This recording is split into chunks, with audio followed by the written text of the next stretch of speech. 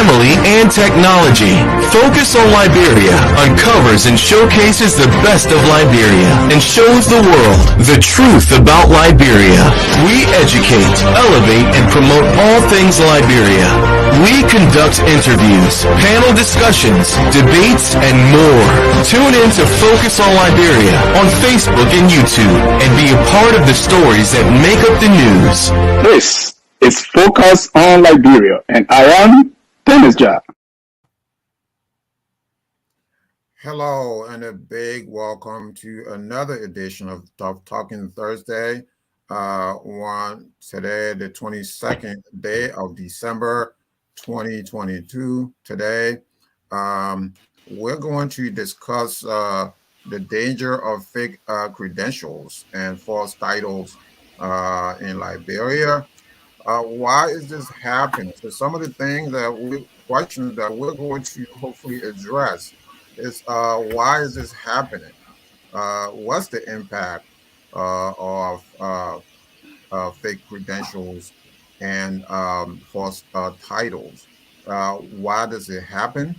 Where does it come from? So some of the fundamental questions that we're going to look at, plus more, because time and time and again we see people come up with credentials, fake credentials, and also there is there are individuals who also have these massive titles.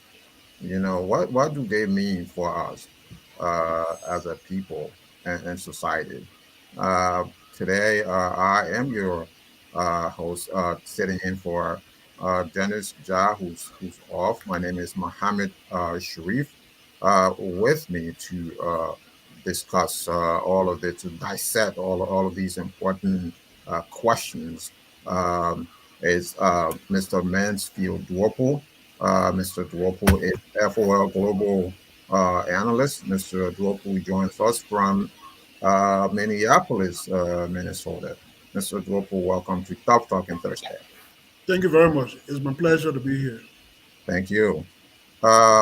Also with us to discuss these key issues is Dr. Saki Golafale. Dr. Golafale is a member of the Academic Crimes Court. Dr. Golafale, welcome to Talking Thursday. If you don't mind, just tell our audience where you are sitting in right now, Dr. Golafale. Thank you, Mr. Sherif. It's a pleasure to be here. I'm currently in Maryland, so it's an honor, and I look forward to a very interesting conversation. Thank you. So let's get to it, Dr. Golafale. We often hear about fake credentials. That's where we want to start. Why is this?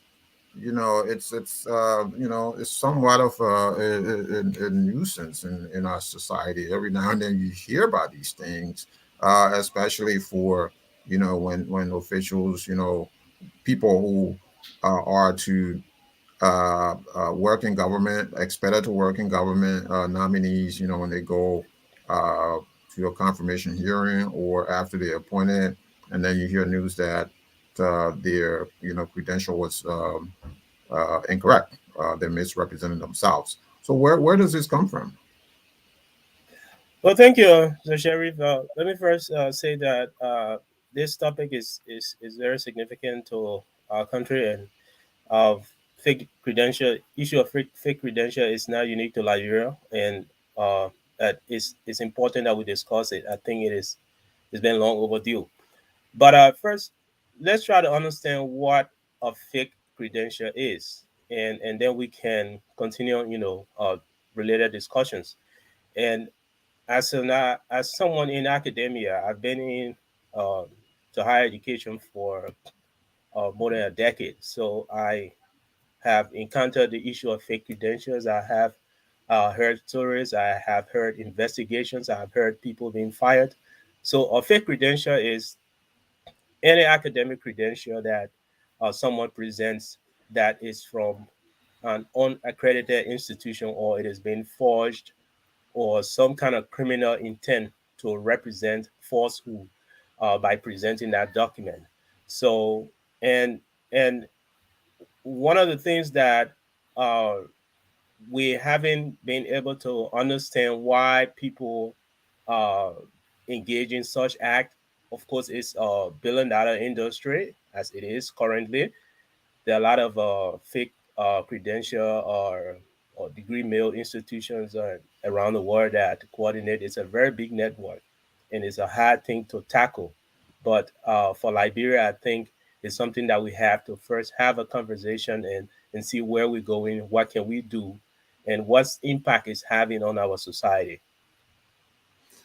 Yeah, what impact? That's an excellent point of divergence to Mr. Duopu, our global affairs analyst. Mr. Duopu, what is the impact on our society? If you can expound on where Dr. Golafale left off. Well, thank you very much. I think the issue of fake credential is not just unique to Liberia. It's a global thing. You know, you find it even in the U.S. I was just reading CNN a couple of hours ago, and something popped up about a newly elected congressman from New York, some Santos, and there are calls by, he's a Republican. He was just elected. He hasn't been installed into Congress because he will take over on the 3rd of January. The new Congress will be installed on the 3rd. But he's he just was just elected just in November.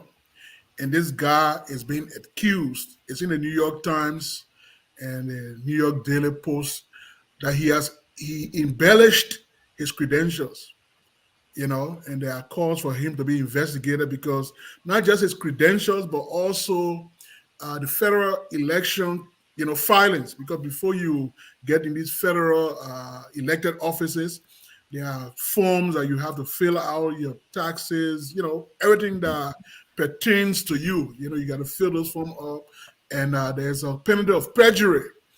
If you lie on those forms, you could be, perjured. You could face criminal charges.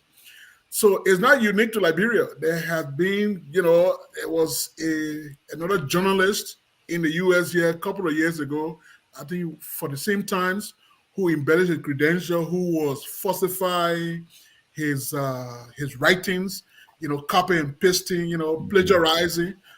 It's not just credential used to get positions, but things that people do, like Dr. Golafale said, to impersonate something that you are not. These are crimes that people every day, because people want to set themselves apart from other people. In a job market, people present their resume. They want their resume to stand out. If a potential employer reads that resume, they should be like, wow, this is, phenomenal. This person needs to be part of our team.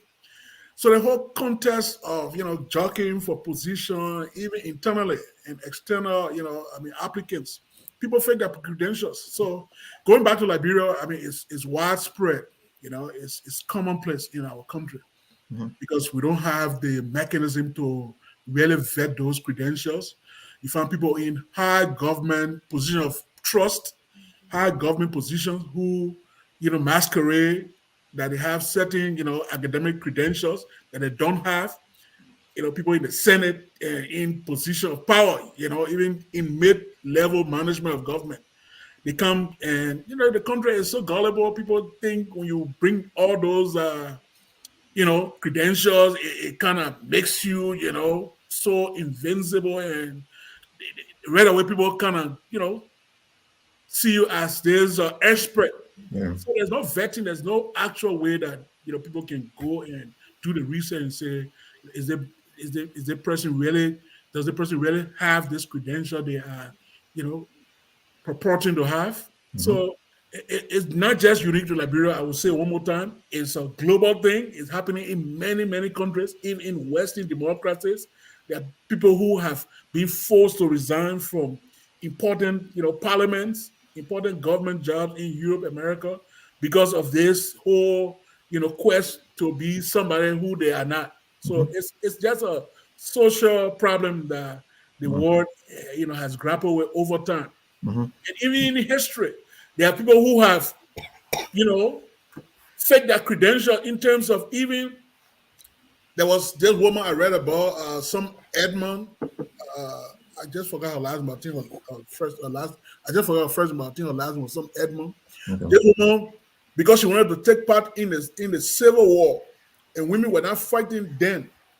She went and faked her credentials, and got birth certificates, and went and enrolled in the military. It was almost after the Civil War that she was found out that this person is actually a woman, that's not a man. Oh, wow. So that should tell you how to the extent to which people will go, Wow. just to be somebody who they are not. It's a social malaise where it's a sickness that engulfs us as a society. Yeah. So and yes, go ahead, please. and a couple of years ago, I was watching this documentary from Canada. CBS had a documentary where they tracked down fake credentials, and it was just shocking that a Nigerian guy that had been working as a psychologist for 20 years plus, he faked his degree, and he bought his degree from a university online that has nowhere you can find it. So what the journalists did was that they applied to this university, and in less than a week they received their PhDs, and that was just shocking. And they use it against him, like they booked him as patients, and then they secretly recorded him, and then when they started to dig into his credentials, he just shut down, and he even deleted his LinkedIn profile. And he also went to a professor that was at Seneca College, and he too faked his credential, and it was even reported that the global network for fake credentials, the base is in the Middle East area, like Pakistan, and then in the Asian countries like India. Those countries, there's a lot about fake credentials, and it's hitting everywhere. Nigeria is part of it, and Liberia is also in it. So as Mansfield said, it's a global issue. It's not unique only to Liberia, but how do we fight it? Good thing is that we have the internet age, and technology has advanced so much that access to information is just easy. We can find out if someone graduated from a school here in the US. It's very easy. We can do that in China. We can do that in Europe just by using the how you call it, degree of verification system. It's quite easy, and I think those are some of the technology we need to adapt to going forward. But how does that happen? We can discuss that. So in Liberia, Dr. Golafale, but how do people get away with it to the point where they get confirmed to these positions? You see, initially, I think you mentioned the CACC, that's the Campaigners for Academic Crime School, which I affiliate with, and I'm proud to be affiliated with them. And the folks there, like Martin Colley and the others, Ambulah and everyone else that support the process of, finding credentials that are fake or verified, doing the work that employers should be doing. It's quite disheartening. And in the case of Liberia, people get away because one of the reasons we have a broken society where truth is not truth telling is not something that's part of our culture. It's lies and deceit have become normalized. So and everyone present themselves like they are the superhero or the experts, and you go and check behind the person fake their degree. It's a sad thing to know someone personally and then get to find out that they fake their degree, and it's disheartening. And for me, I stand for the truth. Anyone, regardless of a friend or who you are, if you fake your degree to get a position and that has an impact on our society, I'm definitely going to call you out. And but that doesn't happen the in Liberia. Nobody wants to stand up and say it the truth. Uh, Quite a couple of months ago, the CACC came up with findings on the House Speaker about his degree, and check out the university. It's part of the degree male fake universities around Columbus University. It's a lot. People in the house are hooked up in this whole fake credential thing. In the private sector, quite recently, LBDI had to ask the president to resign because he faked his credential. One would wonder, how did he go through the rank and file of the hiring process? And people there should know what went on. They know that he presented a fake credentials. And I was even telling myself that the entire board and hiring team should be fired. It should be fired because they are still sitting there. They can still do the same thing. The problem is not fixed by firing the person who came with the fixed credential. It's the whole system, the whole entire team that orchestrated that. So there's a lot. We have to set standards in Liberia. We have to start. I want to say thanks to LBDI for taking that step, that bold step to let him go, but it's not enough. There are more people involved in that. They should be penalized. They should be brought to book because LBDI is a public financial institution, and it brings the institution reputation at stake. Absolutely. So it goes also to our universities. There are a lot of issues about fake credentials. It's happening locally, and people come from international, out of the country with fake credentials. So there's a lot. Nobody wants to verify. Even if someone verifies, they don't want to tell the truth. They just let it lie, let it go.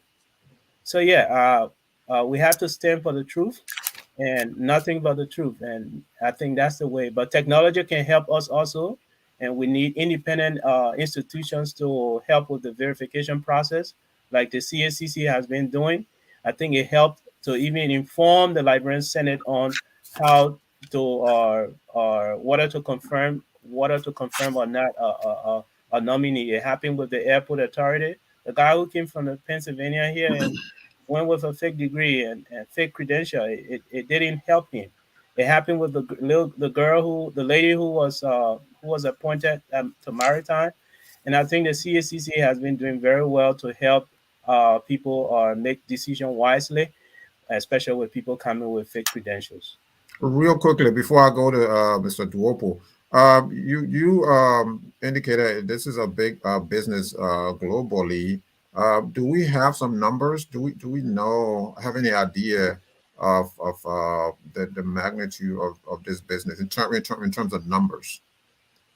Well, is it a billion-dollar industry? It's a billion-dollar industry because as far as 2010, that's one report I saw as far as 2010 in the U.S. Global annually was 100,000 they were getting annually from fake credentials. So I'm not sure what it is right now. It should be something around $1 million. But globally, I think it is hitting something like $1 billion because it's a huge industry. Thank you. Thank you. Mr. Duopu, how does that undermine our educational system in Liberia, which is already decrepit? Well, yeah, it does. It does undermine the whole system, not just the educational system, but in the corporate world. Like Dr. Golafale alluded to the LBDI, scandal. So you see, this guy came. He went through the rubrics of the board. There were other candidates, better qualified candidates that put themselves forward. Those people were denied. Yeah. Those people were not given a chance. People who had better credentials, qualified, who have worked their way in the system. Those people were not given a chance because, from what I gathered, this person had, the political backing. He had some patrons. So he was given that, that blank card. That he could go through the process, he will be protected. even the board really, they didn't do their due diligence. Because the board is a political instrument. It's not a board that is really, corporate, integrity and all that. It's because the bank itself has a political side. The bank is owned, maybe 60% by the Liberian government and other private, owners. So the Liberian government has a big say. So some people in the higher echelon of government would prefer a person and make sure that person goes through the process without being, challenged. So that, it was just unfortunate for him. I don't know how that, news broke. Maybe other people who were denied had to go through, the process of really vetting the guy on their own, using private security and all that. But this person, had the political backing of the political establishment. That's how he went up there. That's how he got the job. He didn't come with anything, that really set him apart from other, internal candidates who I know that have worked their way in the bank and, who put themselves forward. But aside from that, it undermines the very, governance architecture of our country. Because if you have people in high government positions who themselves have fake credentials, you think they will really do any due diligence when somebody comes, for confirmation hearing or some, vetting process? No, they don't have any, they don't have that moral, high ground to really delve into somebody, because these jobs are. You should remember that these jobs are jobs. When the president appoints somebody, it's a political process. It's not based on if you really have the credential for the job, but just that the embellishment can be so over. People can say, "Hey, come on."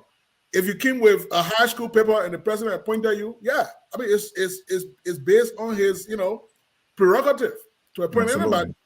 Absolutely. It's based on his personal prerogative, But when you come now and you put, a credential that really open people's eyeball and they know you, they know where you've worked, what you have really made of. Some of them go to those hearings, they can speak 30 English. The grammar is kind of a defeatist mentality. You don't even understand the basic grammar. It's so difficult. You speak like a third grader and you want a position of public trust. You don't understand the basic, things that position requires, So it undermines our very governance architecture, and it doesn't inspire confidence. It doesn't inspire any confidence in the hiring process, even in the private sector, because most of the time in our country, these things are not based on qualifications. Let's be frank; they are based on patronage. Yeah. So that's the sad reality. I was there. I know why I was involved in. I know why I personally faced. And it leaves a lot of doubt that our society, cannot, set standards, for the best of our society to lead these different institutions of government, private sector, and what have you. So most of the time you find somebody will bring, hey, his girlfriend or his wife. He just, because of his political, position, puts that person there, and that person comes and maybe you are the supervisor, you can't get anything from that person. You can't do anything to that person, because there's somebody who is, above you, who makes sure that person stays there, and that person. So it defeats the whole purpose of even wanting to even go back home and even contribute, because the system doesn't offer you real, qualification, people who will come around, who you will even hire to make your work more meaningful. So it's difficult. Mr. Duopu, you were there, and so how prevalent this is in the higher, I'm going to go higher education first, in the higher education system. That's very concerning. It's bad enough that the education system now is dilapidated as it is, And then when you infuse this kind of I call it pandemic now of people who are really unqualified, but they come in with very flashy credentials, and they are hired as, you know, teachers, lecturers, professors, and stuff like that. Do you know of any of how widespread this might be? Yeah, Because definitely. I've heard many, stories. I know personally people who are at University of Liberia, my alma mater, who are professors, quote unquote, deans, and academic lecturers and all that, who really don't have the credentials, to even teach. You can't even be a bachelor degree holder and say you're teaching people who are aspiring to get bachelor's degree.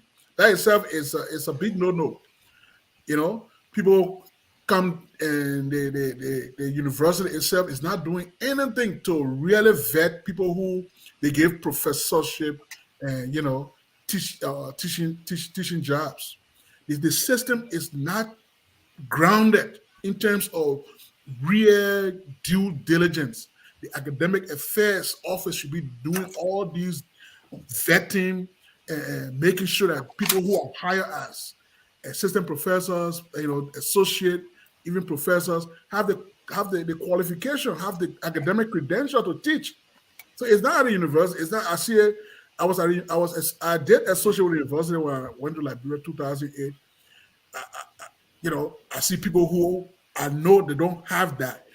They come and they just parlay themselves. It's flashy, people want somebody with a PhD to teach them. And somebody comes and say, "Oh, I have a PhD." So, well, come teach that course. You just come in, you got a PhD, come teach this course. How does the person really teach? So you see that thing, it trickles down to even the kind of students that we are producing, the quality of the students. Because somebody doesn't have the credential to teach a particular, course, who doesn't understand the discipline, and he just comes there and just, present gibberish. And the student there, they're absorbing these things, so you're not producing quality, students after they graduate. You find them very wanting. You find them they can't even write a fitting letter because it comes from the person who was teaching it. So you're not setting no standard. So it filters down to the very students. So you have a recycle of these people, It's a trickle down effect. The proliferation of all these other universities in the country. Now community college, they get in Buchanan and other places becoming universities. You know what it means to accredit an institution to be a university? You know how many, the quality of teachers you must have, the level of real research. What are they producing? Right. You go to university like Liberia, most of the university professors, there's nothing like, research. There's nothing like peer review research people that are in their own area of academic training. They're not right. So how do you get even the tenureship, even the promotion, to be a full professor if you're not even writing anything in your area of substance that can be peer reviewed, that you can send to other colleagues and they vet it. They say, yeah, this is a paper worthy of the academic tradition. So let me come in there on that point. I think I need to talk to you, Mr. Duopu. Yeah, when you talk about the promotion part, initially I wanted to talk about the responsibility to accredited institutions of higher learning in Liberia. It's the responsibility of the National Commission on Higher Education, and the NCHE came into effect in 1989, and since then, personally, I think it's been dormant, has not lived up to its usefulness, and I don't think they don't want to do their work, but they're not being empowered to do their work. There's no will to support that institution to do their work, to determine which college become a university or when to become a college. What criteria an institution has to meet before becoming a university is all laid out in the commission's policy. But one of the things that happened in Liberia, I've seen that is uh, when a university, when a college applies for university status, they put together people who have the credentials that they want to present to just meet that criteria. And you go and find out that most of the documents they present are these same people from different colleges that just sit and say they are part of the faculty, they are part of the team. So it's just what's going on. Everyone is using just recycling these same people to help them to get college or university status. But the most important thing here is what the higher institutions are doing in Liberia about this. The University of Liberia, for one, they have a clause for promotion. They have a hierarchy from teaching assistant goes all the way up to lecturers, and I mean up to professor. So and at the University of Liberia, when you are a higher rank faculty, you get more money, you get more pay. Okay, that's how it is, to my understanding.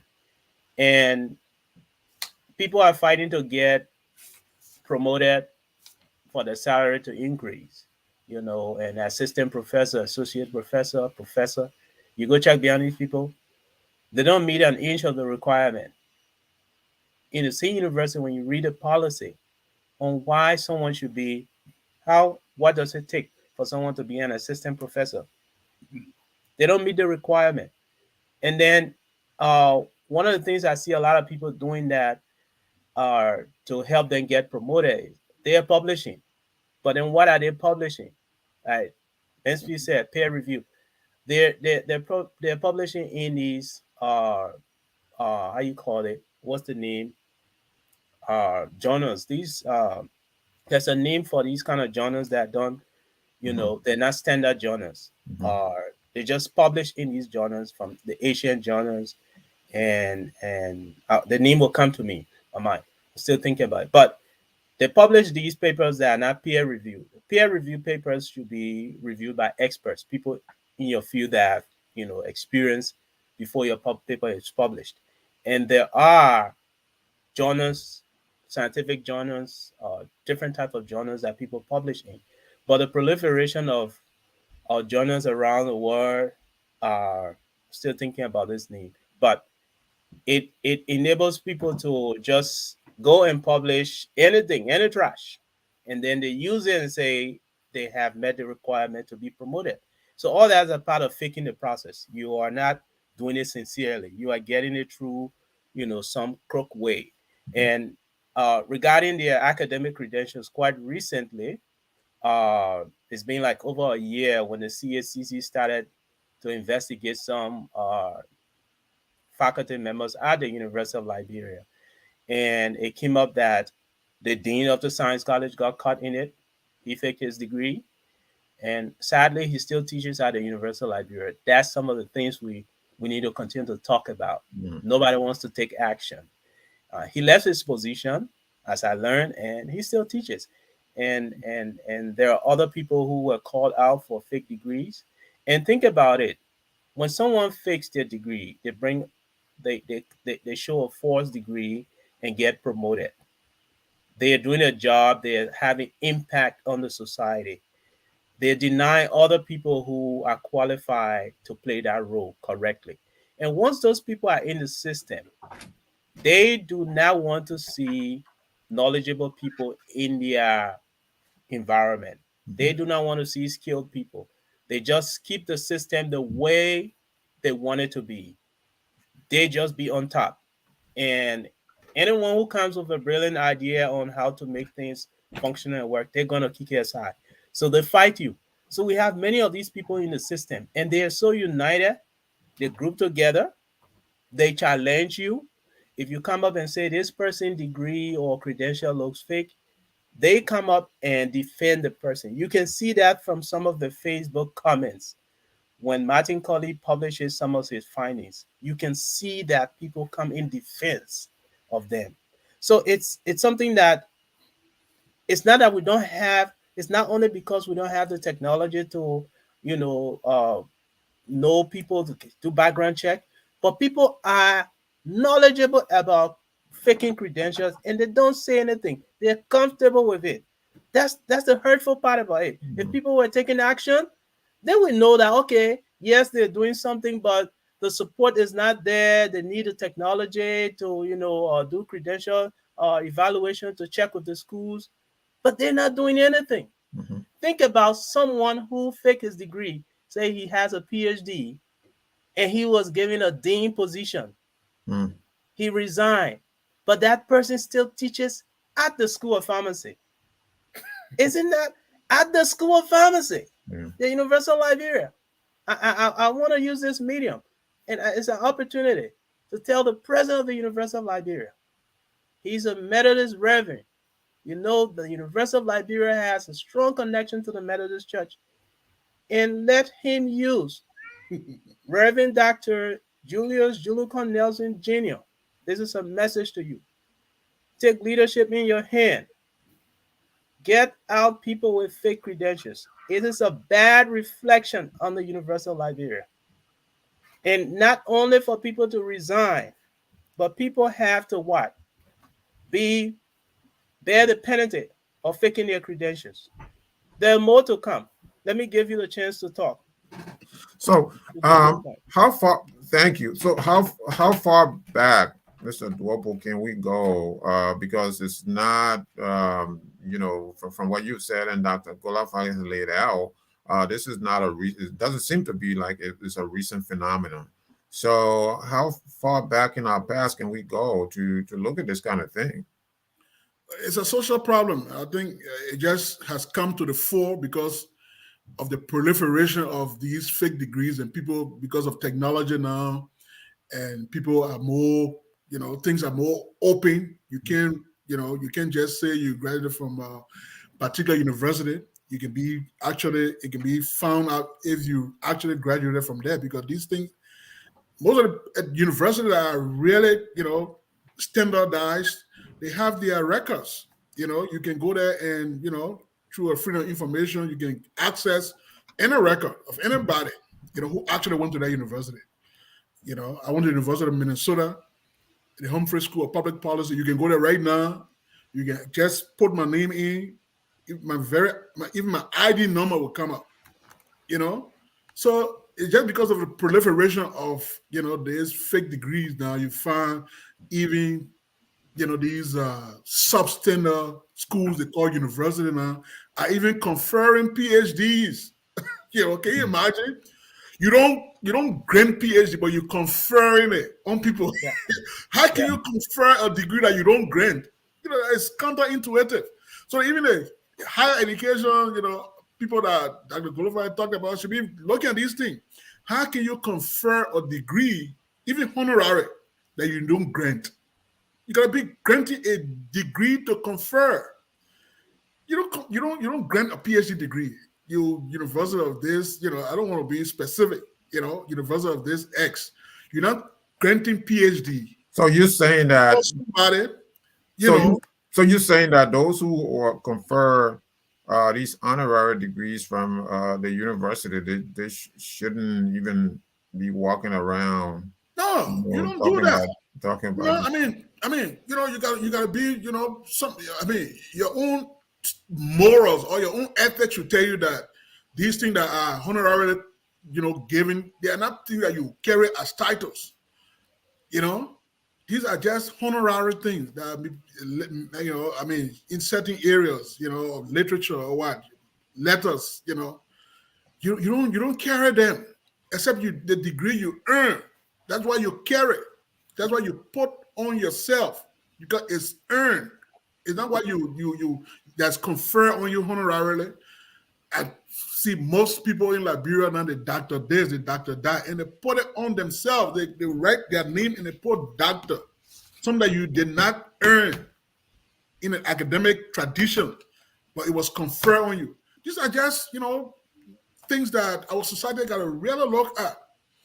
So if you are selling these things in this big mill, this whole global mill of selling credentials.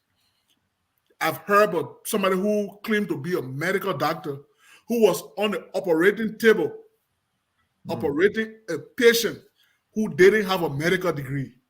Can you imagine that? People go to our villages and say they're lawyers, you know, who are just an apprentice. But he comes to this little court and he presents himself as a lawyer. Right. And, our society would like this, you know, we're so gullible, we like this flashy thing, and that we don't do any due diligence. We just give people the benefit of the doubt. And someone operates in that domain that doesn't have, you know, the requisite credentials to because some of these things they are based on licensure and other, you know, certification you gotta get. Even at the university, most people who say they have PhD, they don't even know how to teach. There's a difference for having a PhD and being a teacher. You can have a PhD in, you know, X. If you don't have that basic teacher training, how to, you know, relate to students, to grade, to get the best out of your students, you will just think the students are dull. They are not. It is just you who don't have the operational sophistication to teach the course.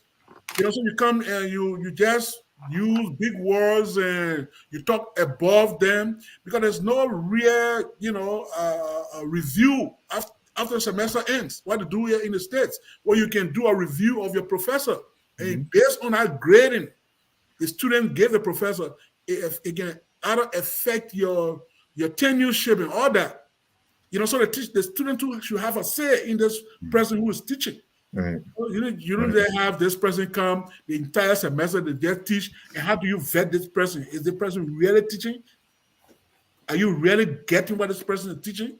So if you're not getting that, you have to grade that person, and that should go through an academic program devoid of the university, outside the university, independent agency that does all these vetting, you know, coming the feedback that students give. And based on that, they can make their recommendation to the university academic, you know. So you talk about Reverend Saulo Nelson, who's the president of University of Liberia. Yeah, I mean, he's a Methodist pastor and all that. I mean, I'm not going to go to his, you know, faith and all that. But you're a university president. That's an academic position. You got to remove your, you know, religiosity and come, you know, in that field. If you get people there who don't have the credentials, and even if there are people in your church, they got to be weeded out. But it doesn't happen. I know people who are close to him, who are very in his inner cycle, who don't have, you know, credentials they purport to have, and they are still there. You know, they got professorship, deanship, and all that. I know those people. You know, I know them. I was there. I know those people. You know, I got friends still at the universities. They tell me of those people, and those people are still there who still, you know, carry themselves in ways that they shouldn't be carrying themselves. So, you know, that's a societal problem.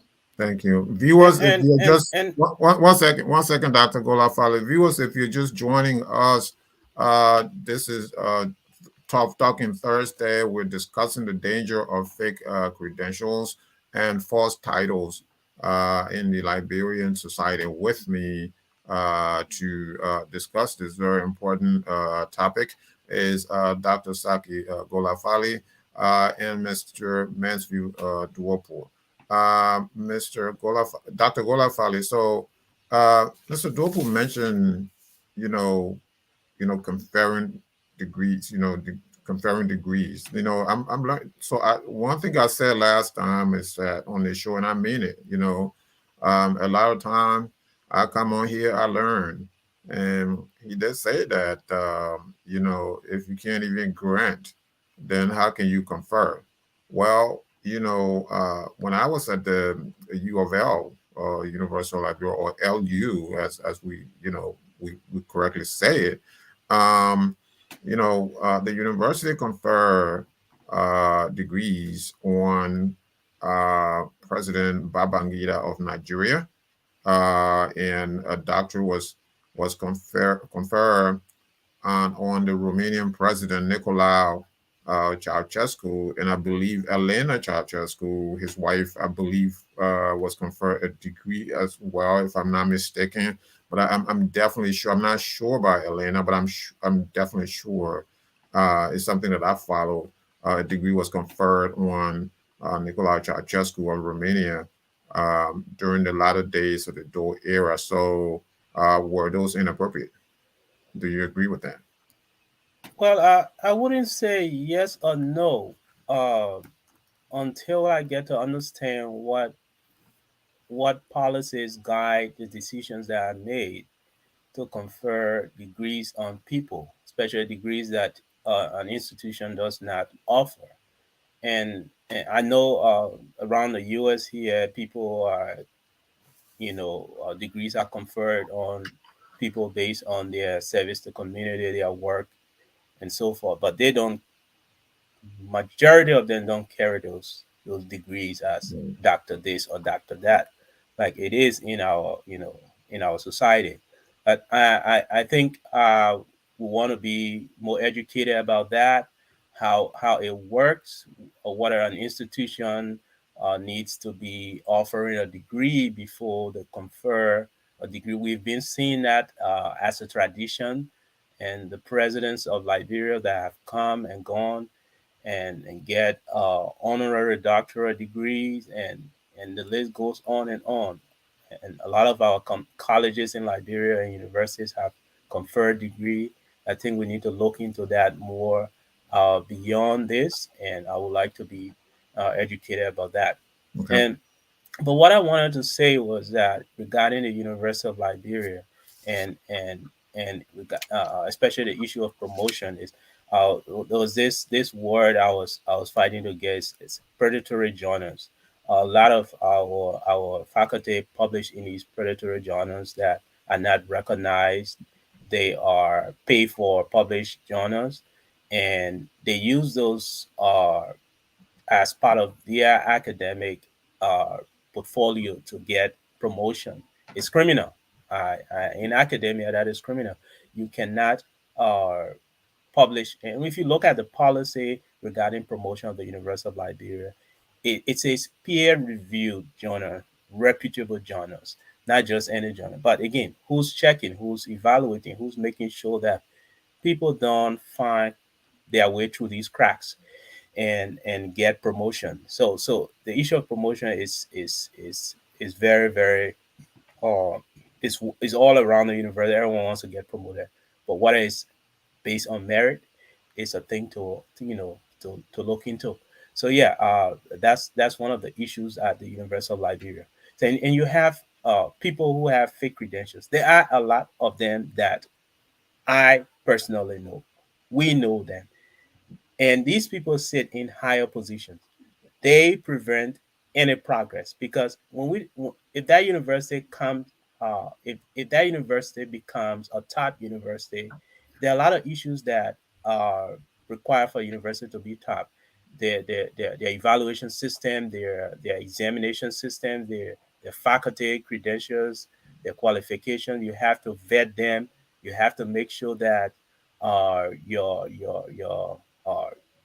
admission system is qualified, it meets international standard. So if you try to fix all of these systems, you will find out that there are a lot of people in the system that don't meet the requirement to hold these positions, and so they're afraid that their livelihood will be at risk if the system is working correctly. So they just wanted to remain in that state. The state of affairs of the University of Liberia is bad. So people just want to keep it like that because it satisfied them. The same thing with the dean of the science college. He wouldn't want anyone, you know, to come in and know what his degree is, what he got. Mhm. He just wants to keep it that way. And there are people in the system who support them. And as I said, it's a big network of fake credentialists who just managing our national systems and just keeping it stagnant. So it's a sad thing.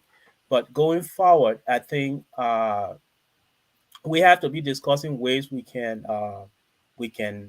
bring this issue to not to solve it 100%, but to just put in some effort to get these people off, people who are not qualified to hold positions in the field of medicine, in academia, in public office. We have to get them out. For me, I don't eat crab with shame. One of my colleagues said we have to be brutally honest if we want to fix the system. The campaigners for academic crimes code, they're very strongly teamed there to make sure we tell the public who people who claim to be who they are, what they actually are, and we leave that to the people in authority to take action. If they don't take action, we'll keep calling on them and calling on them to take action. That's the only thing we can do.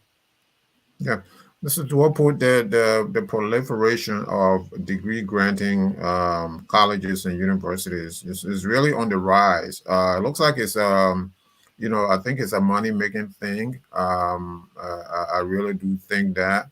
How can that be controlled in light of what we all are talking now? Like I said, it's a societal problem. It's just another aspect of our, the degradation of our society. It's not just the fake credential that has beset our society as as a society. There are other issues, corruption, graft. Those are things that that this society is grappling with. It's difficult. It would take real intentional, leadership. It would take moral leadership. It would take people who are really vested in making sure that our country, succeeds and move, because we belong to the global community. We are in a global economy. We are part of this global economy. Is driven by technology. It's driven by service. It's driven by innovation and all that stuff. So you can't rely on a society that is saturated with people with fake degrees in especially position of power. Position that gives them, that gives them this unchecked power. Because if you have somebody like Dr. Golafale said, when these people are in this position, it's like a turf war. They barricade themselves. They put barricades. And they got their own people who enable them. They got enablers. They have enablers. They feed on each other. They say, you guys coming for our thing. Let protect our turf. So, I was at university. I went there 2008. I offered myself to teach in the Department of Political Science. And I could see that people were antsy. About me coming there, and it was like, no, you can't come. They gave me the run around. I was going there, wanted to do this thing free of charge. Giving back to my school, but the status quo, they're so entrenched that they put up, all these walls, all these, barricades that you can't come and penetrate. It would take, like pulling teeth, to penetrate. Because the university, remember now, these are people from the old school who get a certain, frame of mind, certain way they look at things. They're not innovating. They're afraid of change. Change is difficult for them. They're afraid of, new ideas. Because how university work is about their status quo. Let's protect our tenureship. When we leave, other people can come. But while we are here, let us protect each other. Let us make sure we bond together. That's how it is. So it's a serious problem that will affect our country in the years to come, because we don't have the technology. We have a country that has vast natural resources. We don't have the human capital to tap the natural resources to have finished product, to have a service-driven economy. So it comes back to us losing our very country. Because if we can have the top-notch engineers, the doctors, the people who will build things, and we gotta import people to build simple things that we can build for ourselves, we're losing our country in essence to other people, you know? So it comes back to our educational system, the foundation of our educational system. What do we want our educational system to look? Everybody doesn't have to go to university to get PhD. You know, people who build America, Europe, and things, they are not the PhD holders. Right. They are the technocrats, the technicians, people who build things with their hands. So our focus now should be really technical education. You know, looking at people and say, look, we want the economy to be driven in this direction. What do the industries in our country, what do they need? You see all the community colleges around in the Minneapolis area, those community colleges are sponsored mostly by the factories in the Minneapolis area. They are sponsored by companies, 3M, you know, all the major Fortune 500 companies. They tell the state, we want this amount of, you know, workers. Train these people, will pay their school fees. We want them. Those people are trained free of charge. They go straight and become part of the workforce. So they don't even need a bachelor's degree to live a better life. No, you don't need student loan. You don't need all that debt to have that shot to the American dream. So by the time you leave that program, you're already in the mainstream of the workforce. So that should be our new approach to our educational system. To tell people that you don't have to go do management for 4 years and you can't even manage a whaler market. A fuller man can manage a whaler market better than someone who has a bachelor's degree in management. You know, a fuller man who has a little shop can do better accounting than someone who has an accounting degree. You don't even know what they call spreadsheet. You've never seen it before, but you say you have an accounting degree. So our whole educational policy issue, we should have a reframing. What do we want in our educational system? What does our country need for us to advance our society? For us to get in a global economy and be a part of it, and also benefit from the whole, you know, means and factor of production. What is our country? Because our country, we get saddled by, you know, we go to work and, you know, you see people not doing anything. They come to government ministry, they come at 9 o'clock, they loaf around, they leave, you know, so the person not even growing, you know, even if they won't do something. But their body is growing. You know, yeah. Their body is growing. Josh Weir said everybody got big God. So you know, our country is not growing intellectually. We don't have that kind of, you know, approach to growth, human capital. You know, so you look at the mindset. Index, we are trending, you know, we are trending south instead of going up. The trajectory is trending south. So all these things are, you know, part of societal problem, and we don't see it like that. We try to isolate it and try to, you know, oversimplify. Thank you. But they are connected. It's a weave, you know. So if we don't put a handle on this, you know, and we take it to be like somebody coming to attack this person, and because they don't like the person politics and all that, it should be viewed in that context. Thank you. It should be done with the sole purpose of advancing our country, because if we don't do that, in the coming decades, we will lose our country to foreigners. Thank you. Thank you. Dr. Golafale, before I transition to the final topic for tonight, your organization, the Academic Crimes Court, if you would tell me a little bit, you know, a history of it and how, what is the reception in governmental circles in Liberia? Well, I don't want to represent as a spokesman for the CACC, but I do affiliate with them. I support the effort, you know, to do these credentials evaluation, do these checks and quality issues related to credentials. And I'm proud of that. People have seen the result of our work.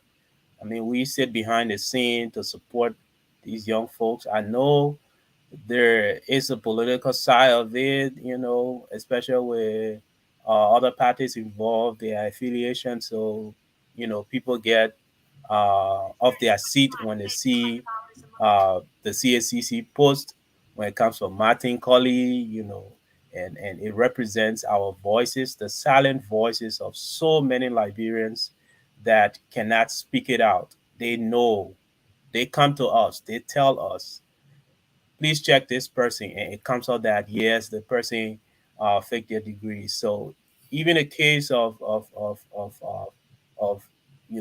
someone at a university, one of the deans, it was from the very faculty member from there who just tipped. So I mean, CSCC is standing as a voice of the voiceless, and people who are should be given the right to occupy a position based on their earned degrees should be given that right, and unlike those who fake their degrees. So I think going forward with respect to relationship with government, I don't want to speak to that at the Yeah. moment, because there are a lot of legal implications that people have questions about, and I don't think an institution, if someone comes up to say someone has a fake degree, you have to go and the person have to get legitimate paper to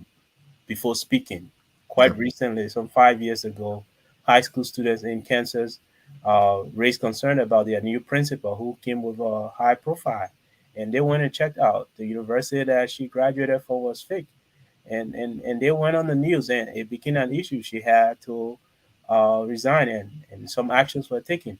So you don't have to go and get how you call it, a business license before saying that someone has a fake degree. Anybody has the right to say it because it impacts our society.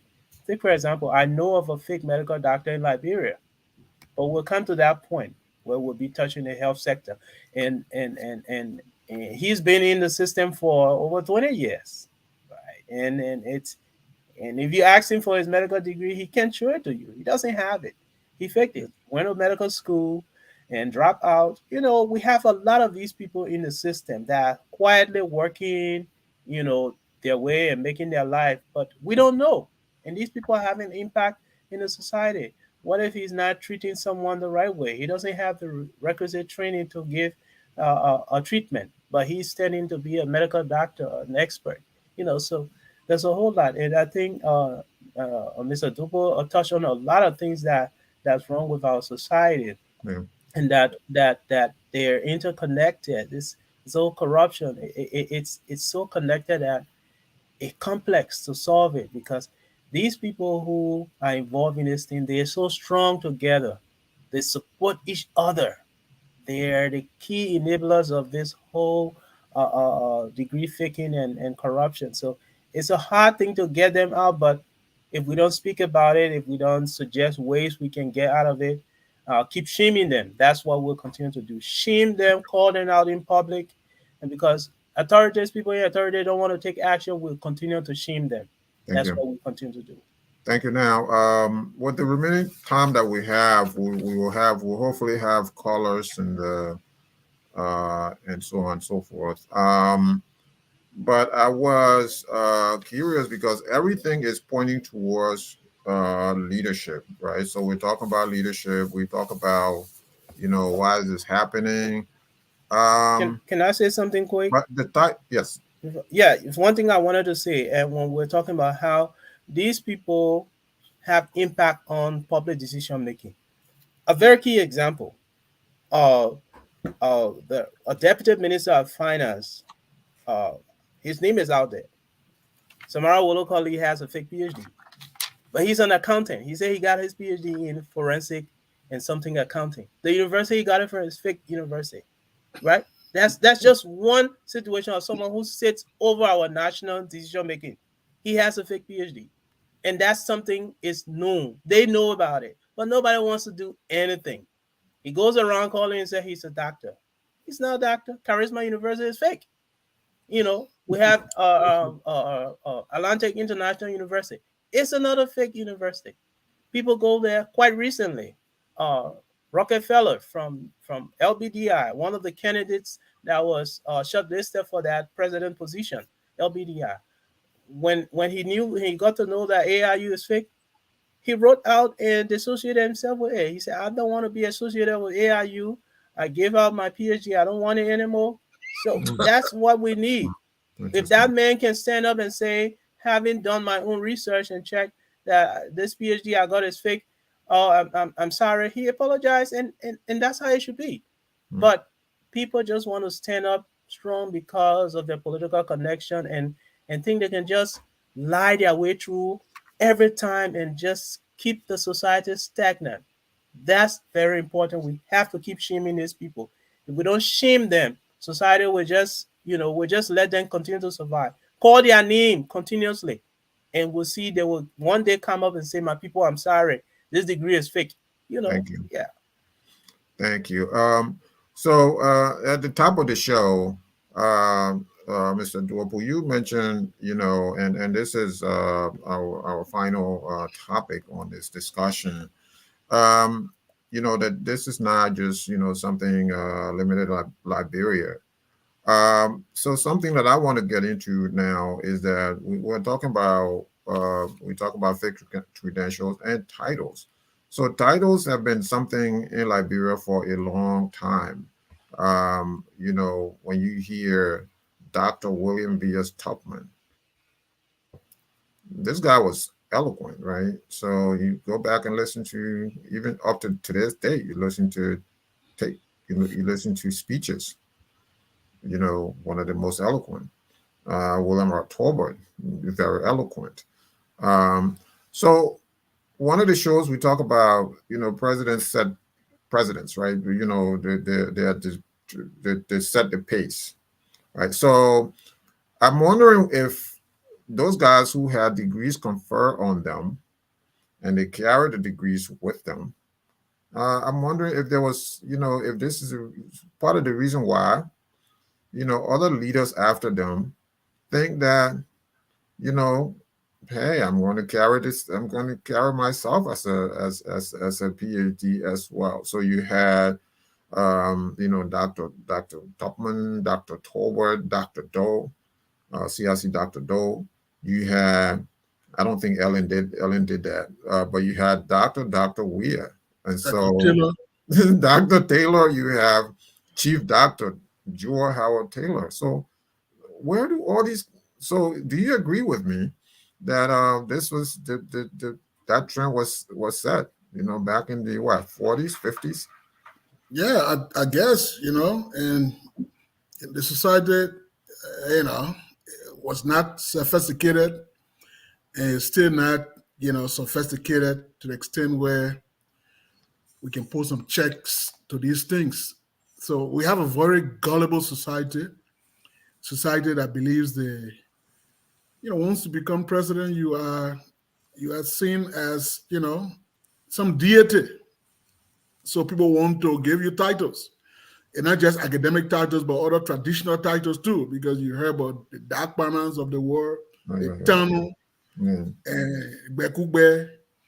These are, social titles that people want to confer on you, to give you that, that sort of pedestal, It's part of our political socialization. So our how we view politics, how we view, leaders in our country, as deities, is ingrained in our political socialization.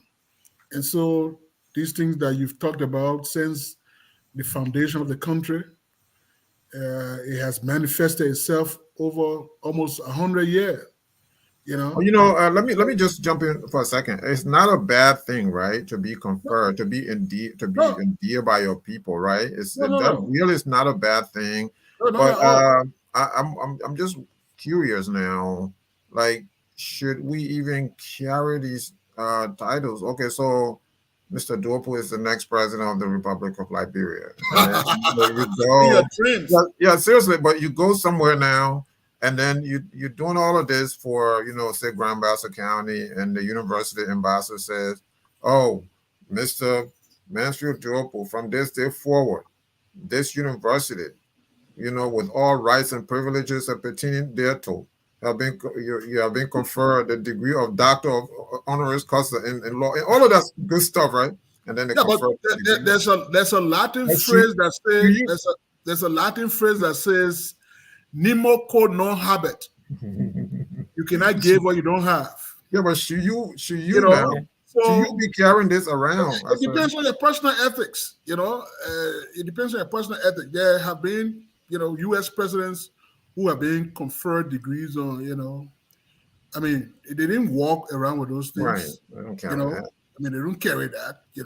I mean, because the whole meaning of that is to separate that person. That person has achieved certain things in society. Because the whole essence of education is for the betterment of society. So in any way you can better society, you can even be a musician. There are people who have had a footprint, an imprint on our country. Yeah. Musicians, the Molly Dolly of the world, the Fatu Gayfloss. Mm-hmm. You can confer, because their specific contribution to the society is known. Yeah. You can confer some honorary, degrees on them in their area, traditional music. They will not carry that per se, but it's just the society recognizing that, because what they did also, created awareness. It created education. Because we used to go and watch those people perform.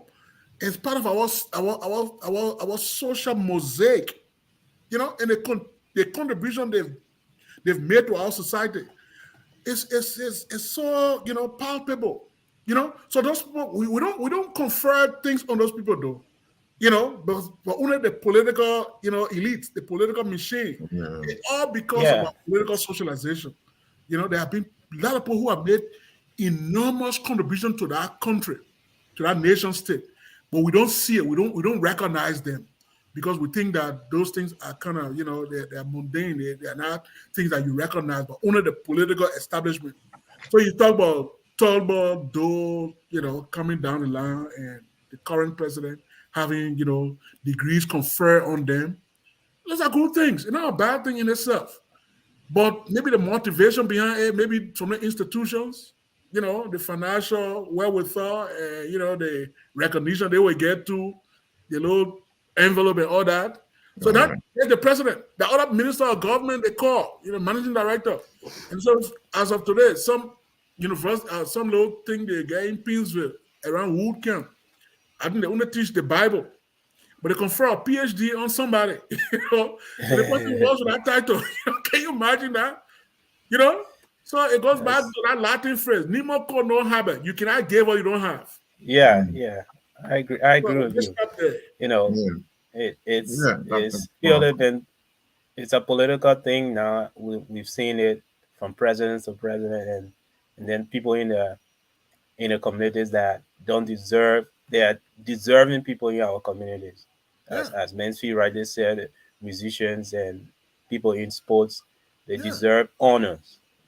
Whether they should be given honorary doctorate, I'm not sure, but it depends on the institution, whether the institution has the all right to give an honorary doctorate degree, and again, the National Commission on Higher Education, whether that is being regulated, and as to who gets honorary doctorate and who doesn't, what the criteria, it has to be really laid out, and so that institutions will follow these laid out policies. But it's a hard thing for people to follow. It's a proliferation of honoring people all around, that they're doctors, they're this, they're that. There is no order being followed, so it's just it's just and Dr. Golafale, you mentioned around the world. Yeah, I mean, titles. I don't know what is about these, titles. Something I put in our chat room today was, I just thought about something And, in addition to ours, some of which we've already outlined, um, you know, from Dr. Topman to, now Dr. George, we are double his.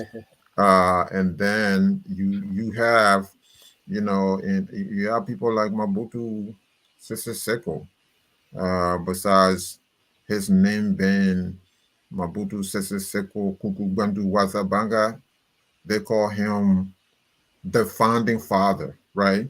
Something is wrong with that. He's not the founding father. Right? In fact, he was a traitor to the cause of the Congolese people. So he's not the founding father. He may be a founding father, but when they will honor him and they will give speeches, they will say, in French, le père fondateur, the founding father, Papa Marechal, all these different adjuration they give from the builder, the one who built, they will call him all these names.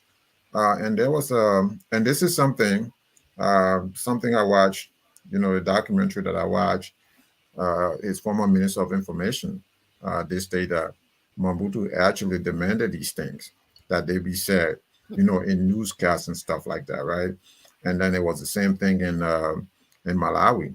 The former president of Malawi, Kamuzu Banda, he was, they said in the newscast, you have to call him Dr. Hastings Kamuzu Banda, founder and president for life. Founder of the nation and president for life. So when Mansfield said this is not limited to Liberia, you're absolutely right. I mean, you have people who are in these, you are already president. How much more can you go? But you want to add all of this adjuration to it. I don't know if any of you want to comment on this. If not, we can take our first break, and when we come back, we're going to read some comments. We will react or respond to those comments, and then we will call it a show, unless you have anything to add from your vast knowledge and experience. So we will take our first break if we can get to it. So we'll take our first break.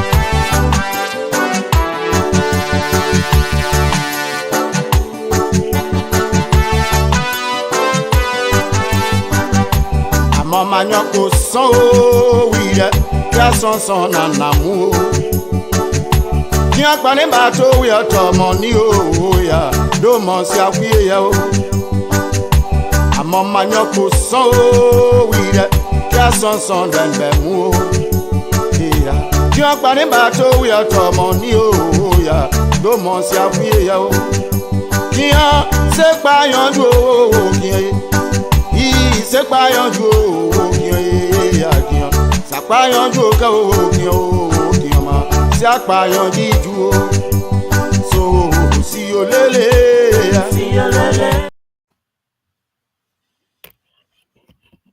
Viewers, this is Tough Talking Thursday. We're talking about the danger of fake credentials and false titles in Liberia. My guests panelists are Mr. Mansfield Duopu, our global affairs analyst, and Dr. Saki Golafale.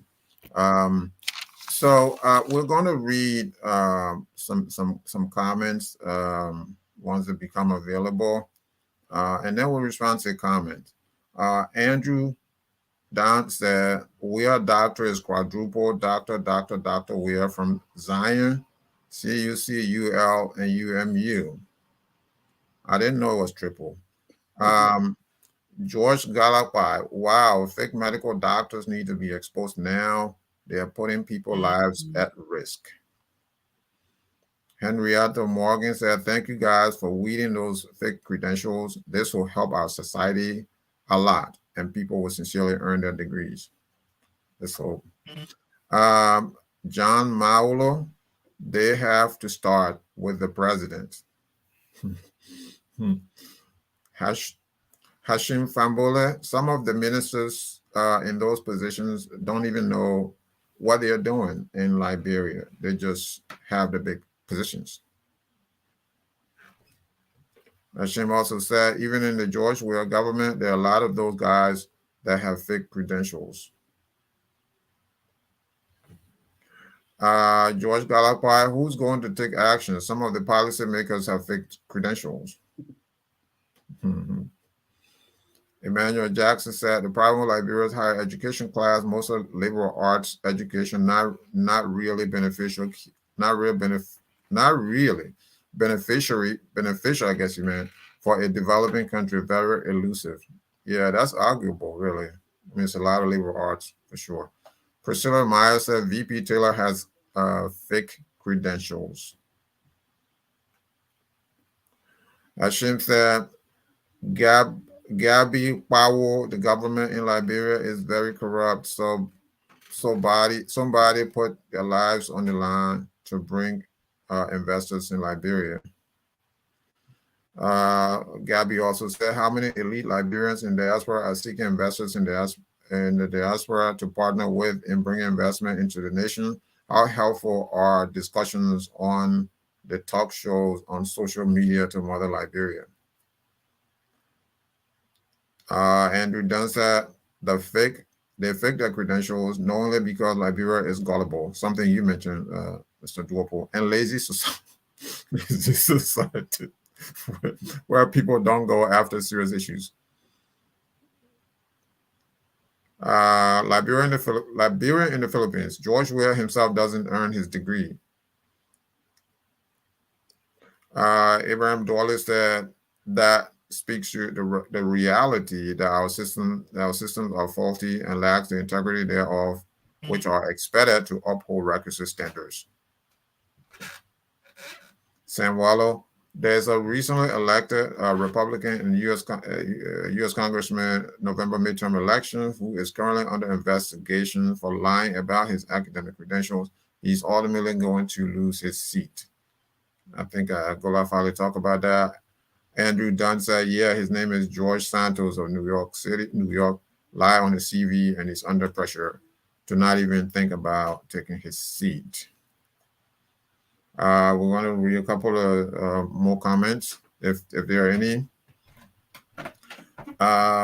Gabby said, why do all the elite Liberians in the diaspora only seek to be negative about everything in our nation? I'm not hearing from anyone on the talk show, of the talk show, radio, TV guests, or any plans to contribute to changes and contribution to the development of our beloved country, Liberia. Why just point out the faults and point out what will produce and what will be the best process? All right. So reactions, just, brief reaction. Then following the reaction, what we're going to do, we're going to go into our Tabata session and final comments. So what's your reaction when you to the messages that we just read? Well, I think people have come to the realization of these troubling development in our country about fake credentials. And I heard from those who were participating in the discussion via their input. I think they have a problem with that. Like everybody in society, they have a serious problem with people presenting themselves with fake credentials and getting positions that they are not qualified for. And like I said initially, that undermines our country, and just not because it also, inhibits other people who are more qualified from getting those jobs. Because if you have a system where you put in a system where that encourages people with fake credentials to get those positions, where does it leave those who have the more, potent credential, who have the qualification? So, they don't have any hope. They don't have any means of getting those positions they aspire for. So that is not good for our country. It undermines the future of our country, because tomorrow, if we are producing people who would take over the reins of power in the different sector of the economy, the governance, architecture, and all that, who do not have the requisite educational foundation or credentials to get those positions. So they will always go for mediocrity. So the country will be mediocre. It won't be a country that aspires to have the best minds to be in leadership. I know sometimes these things are political. It's not based on, somebody with the highest credentials to get public office per se, but at least we'll set the standard.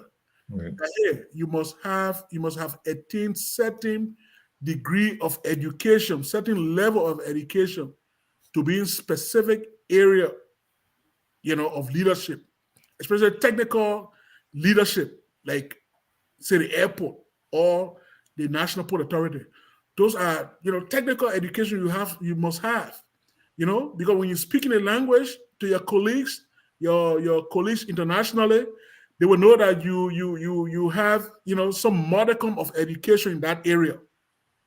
So it serves our country well when people who we put in those positions and speak the language in those positions.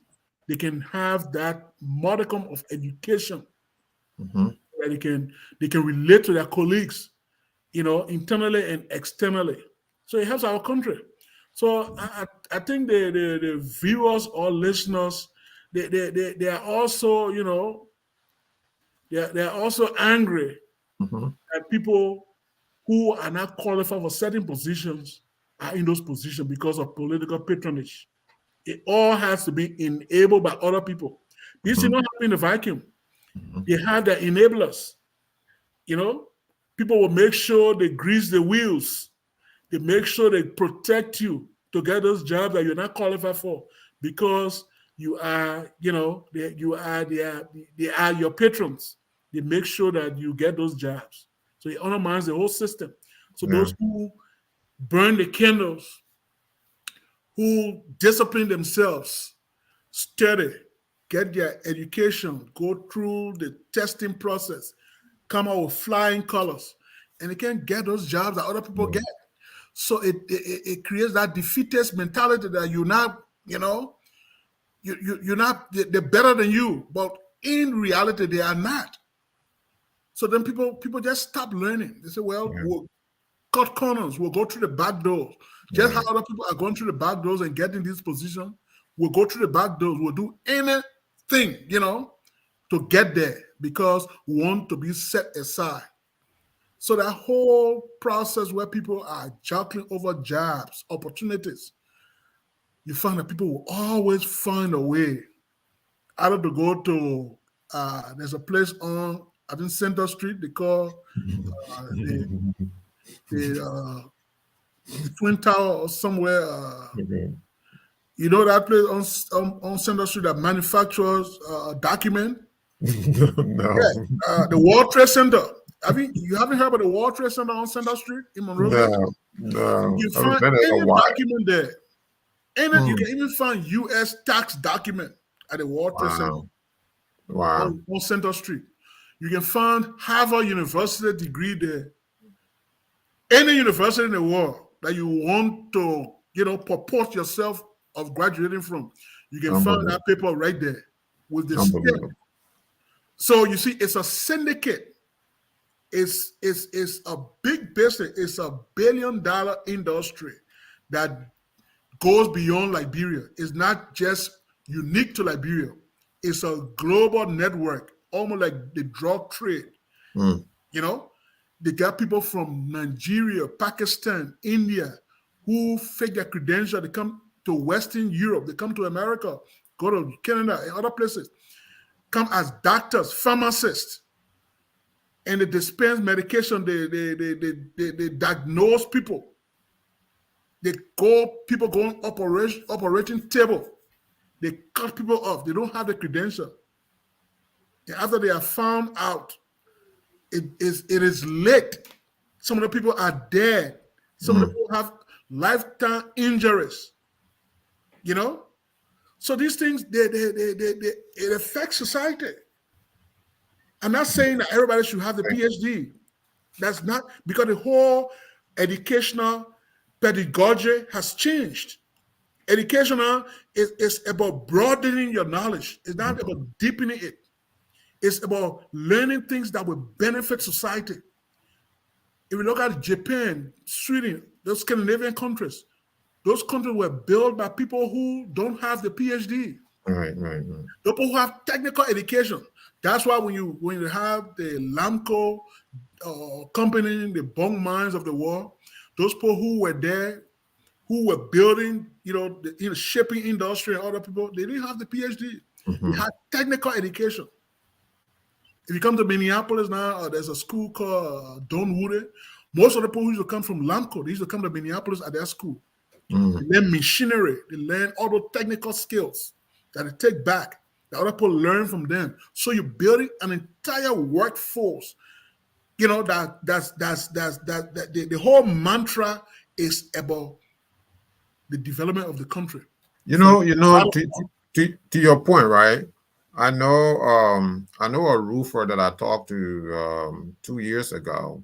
I had a situation with my kitchen, and when I called him up, he said, so it was hard for him to come by. So when he finally did, he said, look, I work, but I do get a lot of calls. I get a lot of calls. So you're not the only one, but I know you've been very patient, but I just have to tell you the reality. I do get a lot of calls, a lot of customers. He said, I said, oh, so you're wealthy, so you do get a lot of money. He said, yeah. So I'm going to admit to you. So this guy makes so much from what he told me that, he makes more than a PhD, let me tell you. Definitely. Okay. And he's, he said, look, I'm from the Caribbean. He's from Haiti. He said, I'm here. I work hard. He said, I work every week. I work every day. I work all week. In our society is the complete opposite. Right. We don't see those people as making meaningful contributions to the growth of our country. You come to America, the plumbers, the welders, the pipe fitters, they make decent living. Right. So if you're working in a bank, he makes more than you. He works as a plumber, as a welder, but he makes a better living than somebody who works in a bank with a necktie, coming there at 9 to 5 jobs, and you just at that base level. But the guy who builds the pipes and lays those pipes and work in the boiler rooms and stuff. I have a neighbor who lives across the street from him. He works in a boiler room in downtown St. Paul. That guy makes almost $200,000 a year. Yeah. He doesn't have a student loan. He's not paying back student loan. He just learned everything. He went to a little 2-year program. It was paid for by the state. He has a livelihood for the rest of his life. And but our society, you must have these degrees. You come with their bravado, their false air. You put on that false air. The what we like in our society is just counterintuitive. Our society, we are badly wired. Right. In other society, it's not your PhD. It's about what you bring to the table, what you can fix. Go to Germany, go to Sweden. The educational system is technical education. In fact, when you go to high school, you must learn some technical skill. Even if you would deviate and go learn the public policy or the economics and other things, you must do your technical education. that can be used maybe in the future down the road. They know that you will use that education some way, somehow. And they push everybody in that whole mindset. So if we start doing that in our country is subservient. We don't have a mechanized, society. We don't have a mechanized agricultural economy. Our system is just subservient. It's a society that just buys from outside, and we spend most of our foreign capital on importation of things that we can build. Mm-hmm. You remember we used to build sneakers, Laramco? We used to buy all sneakers from Laramco in Ghanansville. We had that whole industrial park in the Ghanansville area that was set aside for industries to thrive. All that today is being taken over by people in that whole area, people squatting that whole industrial park. Yeah. That should be for industry industrial zone. To build our. We used to have matches factory. Matches factory. Shoe and factory. we import matches. Yeah. So look at that. Matches of all things. We got a wood. We got wood. We got a forest that is very vast, virgin. But we can't produce our matches that we produced 20, 25 years ago. So what kind of society is that? Are we retrogressing? We're not thinking. Yeah. We don't have big thinkers. You need people to think things through. Political, not in a political direction, but beyond politics. To be thinking, what can we produce domestically to engender jobs? Because everybody is all the government. How do we engender our domestic economy? The means and factors of production are right there. The entrepreneurship is right there. How do we rethink? It's about reframing our mind. It's about rethinking.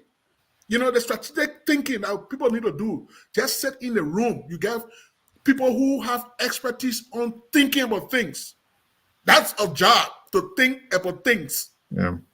How do we develop our roads, our road system? How do we build that road system for the next 100 years? What's the middle of the building? Why? Mediocre. When it rains, you see potholes and things. Because we're not doing things for the future. We're doing things for the immediate gratification. Thank you. Let me announce the call-in number. If we have any calls, because we have barely 5 minutes. So call the number on the screen if you want to call in, 605-313-6004. Your code is 791-403#. We have barely 5 minutes to wrap up this very important conversation. So, Dr. Golafale, I don't know if Dr. Golafale is still around, but if you are, please come back in. If not, so finally, with the remaining time that we have, I know that this is another one of those systemic issues. Every time we come on the show, we talk about one systemic issue, and then another systemic issue, another issue. So it goes on and on and on and on and on. So in the pecking order of things, where do you put this? Well, I mean, it's too much. You talking to Golafale? No, I'm talking to you now. Since yeah. It's part of our whole challenge. As a nation, is part of what has created a very sad state of affairs. In our country, it's a systemic issue. And we always just sweep these things under the carpet because we don't want to face these things. These are hard decisions that, people can make, leadership.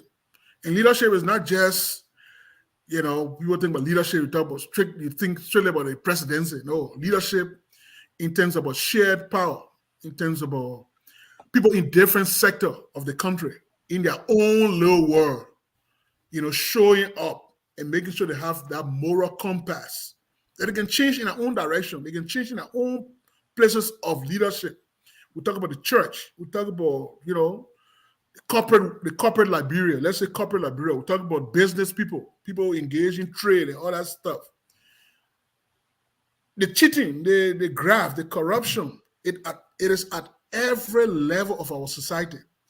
You take your fabric to a tailor, and he knows that he can, sew your clothes on a date. He tells you to go back for it. And when you go back, he's hiding under his machine. And, How you know all this? Yeah. He get other people clothes and he hiding from this person, hiding from that person. And, those are the systemic things that in our culture that we get glossed over. And we say, the man was feeling the thing, man. I'll come back. I'll come back tomorrow. Go come back tomorrow. But you can't have that kind of thing in a society that wants to advance because it's a contractual agreement between you and that person. Mm-hmm. And if you give that person a court and you want to sue that person, a small claims court, you will say, oh, my man, I trust it, Benny, you can't a man a court. But it's a contract that he, failed to uphold his side of the bargain. All right. Let me the rule of law and all these things, they have to be couched in that new framing of our thinking. Yeah. So it's a systemic problem. It's deeply rooted in our socio-economic and political life. Thank you. So let me take our first caller for the day. Caller, what's your name and where you're calling from?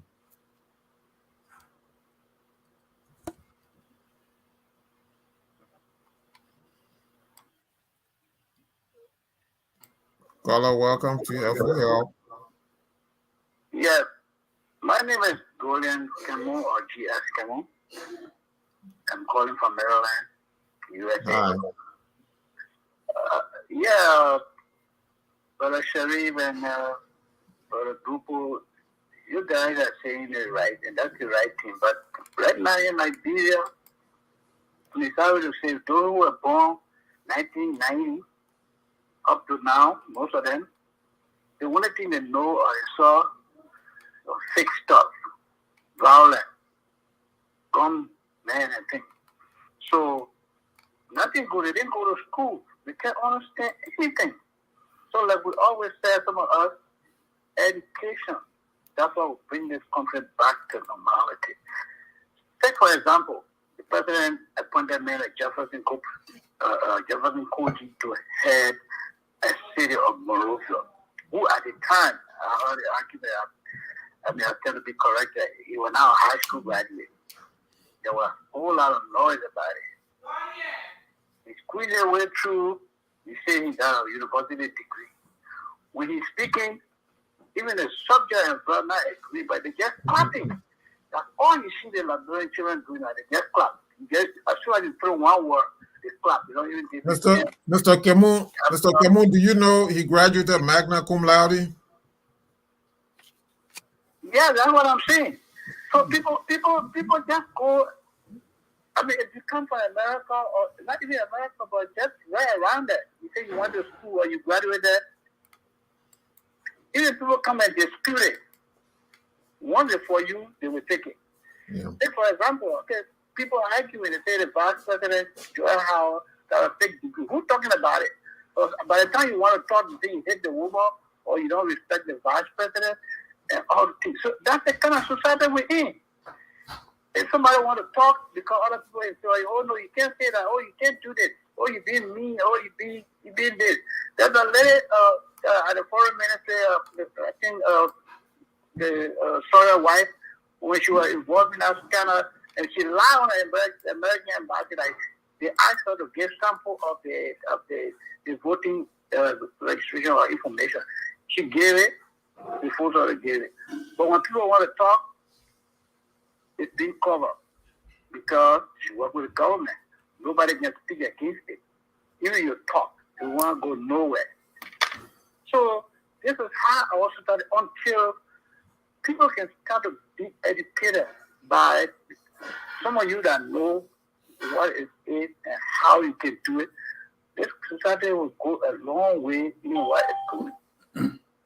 So that's my little contribution to the whole thing is for education and awareness. Thank you. Education and awareness. That's the right way you put it. You don't have to have college degree. Here in America, that's nothing for disadvantaged youth. That's all participants are muted and they can unmute themselves. Thank you. Thank you. So, Mr. Duopu, I think we're going to wrap up now. You know the tradition here. You've been here. You got two more callers. We got two more callers? Yeah. All right. Okay. So next caller, what's your name and where you're calling from?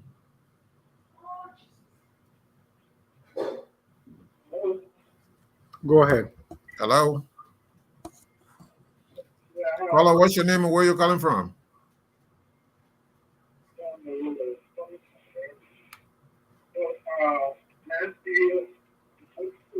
Go, John, turn it off and talk. You're live. Oh, okay. Well, you were saying that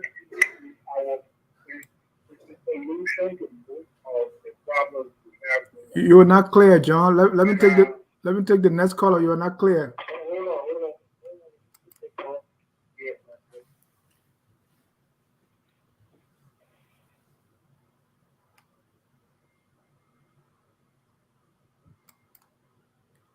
Next caller, go ahead. Your name and where you calling from?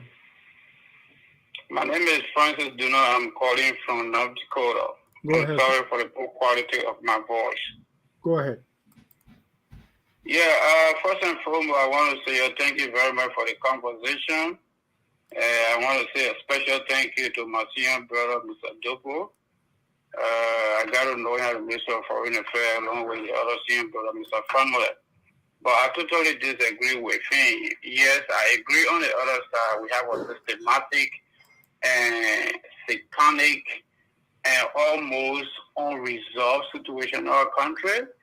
But if we say we are holding the people down there responsible, then that is another inadequacy of leadership at the top. He told me public administration used to have fumble, and we always discussing. They were telling us, the students, the decision, the way it comes in, the people down there ain't got nothing much to do. And for Liberia, for example, under Article 56, 1986 Constitution, there must be chieftaincy and municipal elections. Since 1980, when the junta leaders took over, they suspended the Constitution, and the Constitution got restored. When have we gone to that? Are they the people down there at the bottom are making a decision to appoint Jefferson Koji? I don't really care whether he graduated from high school or not. They say we should go to election. Why president in and out continue to appoint certain mayors and other chiefs? They should go for elections. If we want good leadership, President Yeyia is wearing poor clothes. Everybody in Liberia wearing poor clothes. Okay, if President Yeyia loved this country and other presidents that left, for example, Samir Kando and Eli Johnson Sirleaf, why did he provide that leadership? If you don't want the deal to cheat on you on your fabric, our government officials need to have integrity. They need to be moral. They need to be honest. They need to be sincere with what they do. Did you listen to the information minister? He cannot even resign to protect his own career as a professional journalist because he wants to take pay. He is not there for the country. So I would say, yes, I agree, Big Brother. We really got serious problem in our country, but our leaders have failed us. They have no integrity. They have no interest for our country. They are not sincere. They are dishonest people, and the people become the victims, and they just copy from them. Thank you. When Samuel Kanyando came with the afro, everybody started doing afro. When Charles came with executive Mary, everybody started doing that. When Eli Justice came with the BB header, with BB Lapo, all the women started to do that. Why they love this country? They cannot carry on good leadership. Ellen said, Every single July 20th, they were going to a county A, and then another year county B, county C. They will carry development there, including electricity. Why are the development they carry there? They steal our money. They can't even hold themselves accountable. They want to hold the children responsible. The parents in the womb, the children copy from the parents. Thank you. That's what happening.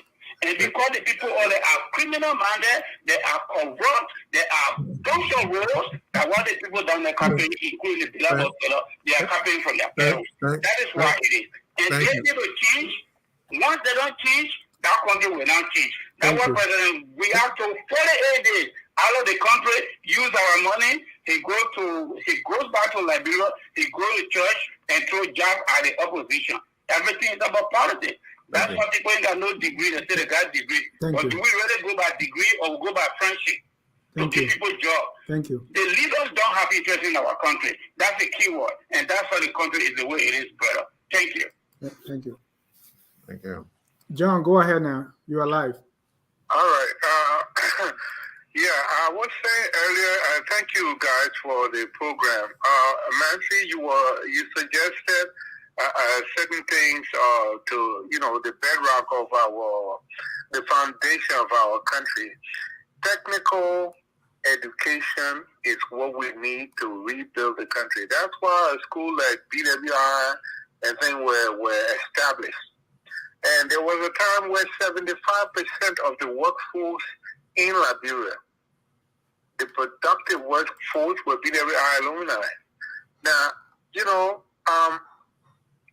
I was telling some young guys the other day on another program, I said, do you know, right in our Liberia, we could walk in a dealership, a Range Rover dealership, and buy a Range Rover and drive off a Mercedes, a BMW. These people don't put their dealership in places where there is no ROI. And Liberia had enough jobs, enough finances to support that kind of lifestyle. People came from all over. But yet, we in a country today where it seems like we don't know what to do with ourselves. Our people have become so poor and destitute. It's almost shameful. And this whole just dashing out degrees to people, that's the other problem we're going to have. Because when you have told these people that they qualify, and you know they're not qualified, and then when there's time for productivity, and then you choose somebody else over them, that is a problem. And I think these are the things our people need to think about when they're establishing all these things. You can't get free education and don't increase the budget. You can't. You cut the budget of University of Liberia and then you say you got free education. And people carry that kind of lie around. What are you doing? Quantifying or qualifying? So we need to stop playing with ourselves. We need to love ourselves enough and love our country even more to know that whatever we do is for the future, is for the generations to come. And if we don't make that foundation, it will be standing on fertile ground. Thank you. It's a great call. It's a great call. We have two great calls in a row. Thank you. Go next caller, Ibrahim.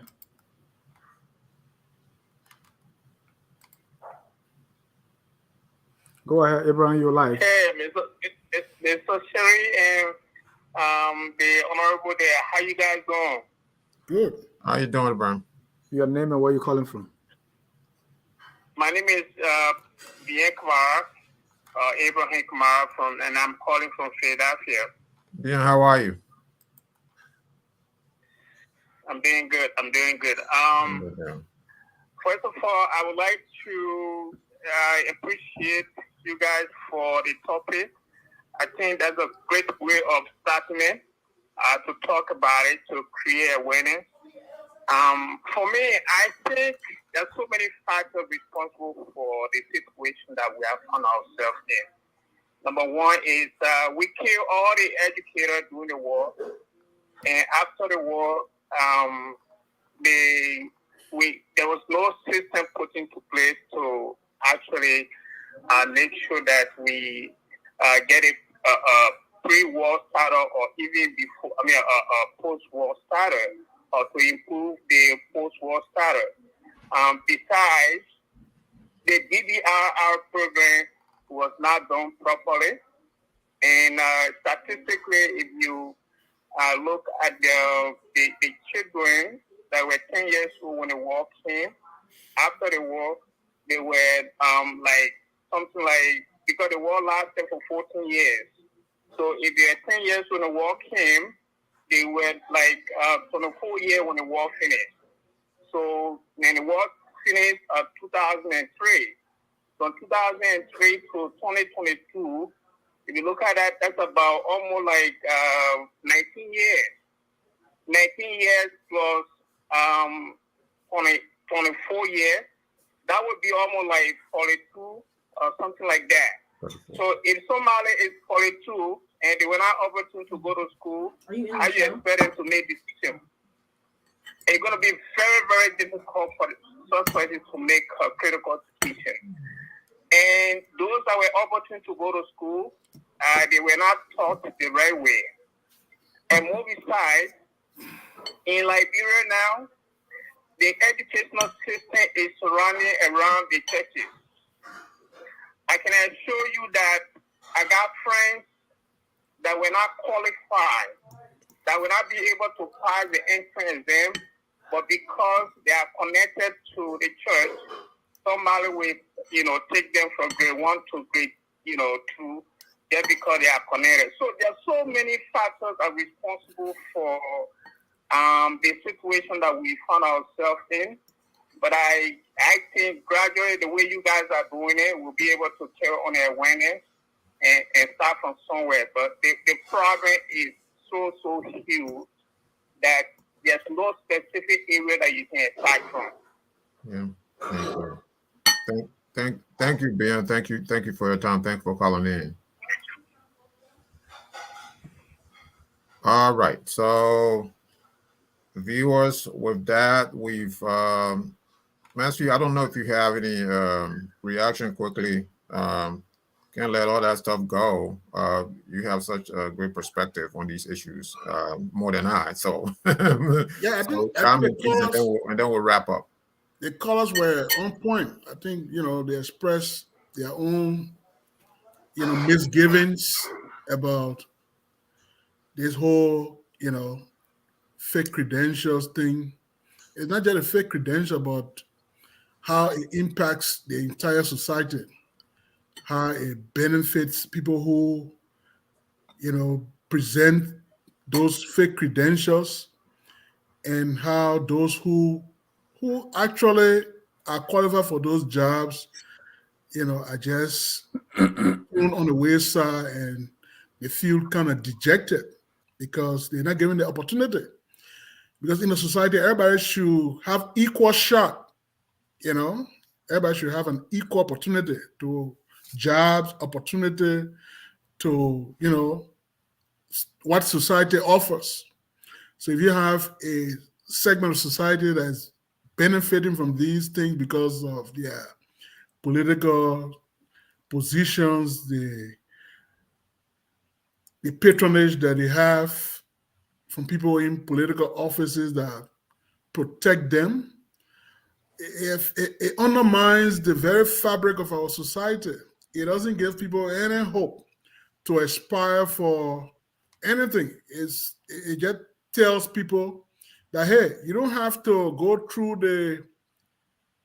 the right channel, go to school. Because in our society, people get these big jobs before they go to school. You remember that most of the time, you find somebody like a senator at the university pursuing a bachelor's degree or, a master's degree. You're already a senator. I know that sometimes people, go to work and later on they go to school and, do that hybrid thing. But most time in our country right now, especially after the war, people will fight tooth and nail to get those big government positions first. Secure that first before they go to school. Unlike other societies where people go to school, you prepare yourself, get those jobs, work your way up, get a career, private sector, public sector, get all those stripes. But our society is different because we are wrongly wired. That's why we always have short circuits. Yeah. Because Mr. Duopu, people would prefer going to get a job. I want to be representative first before I go to school. They go when they get to be representative. So when they come to the school, in a society where the professor, you're making 15 grand, the professor is barely making $400. Right. You can buy him off, you buy his scratch car, you put gas in here. If you get a little motorbike, you gas it up, you can call him for lunch, you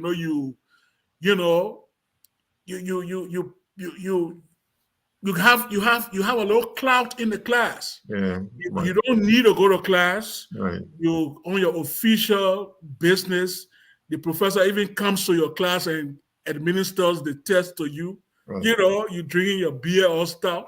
So that kind of society we get. Yeah. Society is just it's that gullible. It's so fragile in every sector. Thank you. It's an excellent. It's daunting. It's a very daunting proposition we're facing. And I'm just worried about the next maybe 20, 40, 50 years. We might not be around, but posterity, where is our country going? Thank you, Mr. It might just be, a trusteeship, not from the UN, but from, just private people from other countries. Like a trusteeship. You're making me scared. You're making me scared now. Don't do that. those are the kind of postulations. People who watch these things, politics and society and how these things go. They can make those kind of conjectures. That this society will be in this direction in the next 50, 100 years. Yeah. Maybe people will take over our country. It will not be the Liberia that we have today. So it's just a reality that we really need to. It's a stark reality. That's in our face that we need to change that narrative and change the trajectory. You know what? I don't want to. I hope I'm not making you scared about. Yeah, I don't want to imagine that. Political science and as a keen watcher of politics, I try to read these things and how other societies have have metamorphosized and they have been taken over by other people. Thank you. Thank you so much. Thank you for a very lively discussion. And it has been nothing but spectacular. This has been a spectacular discussion on a very important issue. Like I said, every time we come here, we discuss, one of these systemic issues, and we discuss issues by issues, with the hope of, putting forward, and we do put forward solutions with the hope of finding solutions. And so with that, we have come to the end of the program. But before we go away, the tradition. The tradition is we have a Tabata session and a closing comment. So I just want you to combine your Tabata session and your Tabata and your closing comment. Well, my Tabata was, the We Tire Suffering march or protest. I think one of the pictures that came out of We Tire Suffering protest was this image of Louis Brown and another fellow. I don't know who that fellow, but I recognize Louis Brown because I've known Louis Brown for, pretty close to 40 years. But it just showed these two guys, who, what we call pot bellers in Liberia, big shot, once you have that protrusion, people consider you as very wealthy, unlike in other societies, they think you're sick, I mean, we all have our own body. I'm not trying to body shame anybody per se, but it just happened. I don't know if it was a coincidence or they were just together, and that picture was sticking, and people ran with that picture and say, how can two guys who, have, these protrusion, you know, in the abdomen have, you know, talk about retired suffering. People who are suffering, right. You can visibly tell, you know, I mean, you can see the hard time in somebody who is facing hard time. Right. How can these two guys who are the, you know, maybe the brains behind the whole thing, and, you know, I mean, so that was very funny. It was very right. telling of the, you know, the hypocrisy too. Sometimes about people who lead these things and who stand in the forefront. Sometimes it got to reflect the actual reality. Yeah. Maybe if they had people who, you know, who look more emaciated, hungry, and, you know, moving that cause, you know, people would have identified with it more than people who look very wealthy and well-fed, you know. You know, so that was my Tabata movement. It just brought some, you know, it was comical, really. But in closing, you know, going back to the whole issue, which is very important, and I can't overemphasize, you know, how important this whole fake credentials. Because I know people, you know, I mean, somebody said they got PhD in this, they got PhD in that.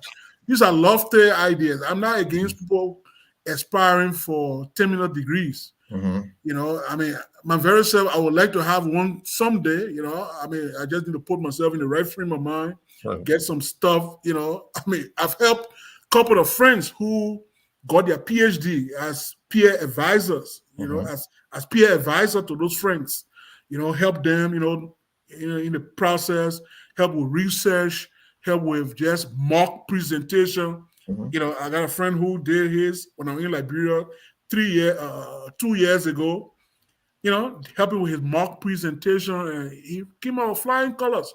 And he was like, Mansfield, how come you don't have your PhD? You have this PhD mind, you know?